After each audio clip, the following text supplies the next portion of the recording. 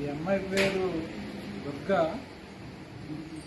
ఈ అమ్మాయి భర్త పేరు మురళి అని. ఇద్దరు బాగా పేద కుటుంబం. అయితే సుమారు 5 నెలల క్రితం దురదృష్టవశాత్తు ఆకస్మికంగా అనారోగ్యం పాలై మురళి చనిపోవడం జరిగింది. అప్పుడు ఈ అమ్మాయికి ఏదైనా సహాయం చేద్దామనే దృష్టితో ఏం కావాలని అడిగితే 1 సంవత్సరం పాటు నెలకు 2,000 చొప్పున 1 సంవత్సరం ఇస్తే నేను కొంచెం కుదురు పడతాను అని చెప్పారు. వీళ్ళిద్దరూ చిన్నపిల్లలు. వీడు 4వ తరగతి చదువుతున్నాడు, ఈ పాప 3వ తరగతి చదువుతుంది. ఇద్దరు పిల్లలు కూడా చాలా యాక్టివ్గా చదువులో కూడా చాలా బాగా చదువుతారు.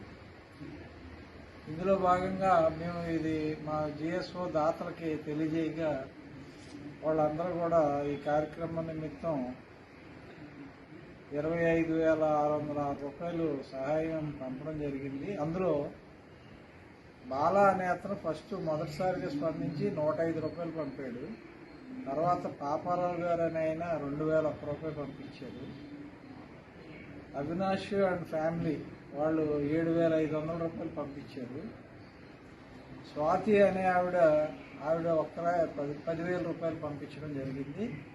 అలాగే రాజా గారి దంపతులు 5,000, శంకర్ గారు 1,000 రూపాయలు సహాయం అందించారు. ఈ మొత్తాన్ని మొదట 4 నెలలకు సరిపడా 8,000 రూపాయలు ఈ అమ్మాయికి అందించడం జరిగింది. ఇప్పుడు మళ్ళీ ఒక 9,000 రూపాయలు ఇస్తున్నాము. 9, 8, 17,000 రూపాయలు. ఇంకొక 4 నెలల తర్వాత మిగతా 8,000 చిల్లర కూడా ఈమెకు సహాయం చేయడం జరుగుతుంది. అలాగే భవిష్యత్తులో కూడా ఎవరైనా దాతలో ఆసక్తి గలవారుంటే ఈ పిల్లలకి ఏదైనా చదువు నిమిత్తం సహాయం చేస్తే అమ్మాయికి కొంత ఉపయోగకరంగా ఉంటుందని గ్లోబల్ సపోర్ట్ ఆర్గనైజేషన్ ద్వారా తెలియజేయడం జరుగుతుంది. ఈ కార్యక్రమం అంతా కూడా ఫౌండర్ అయినటువంటి త్రికళ సూచనల మేరకు చేయడం జరుగుతుంది.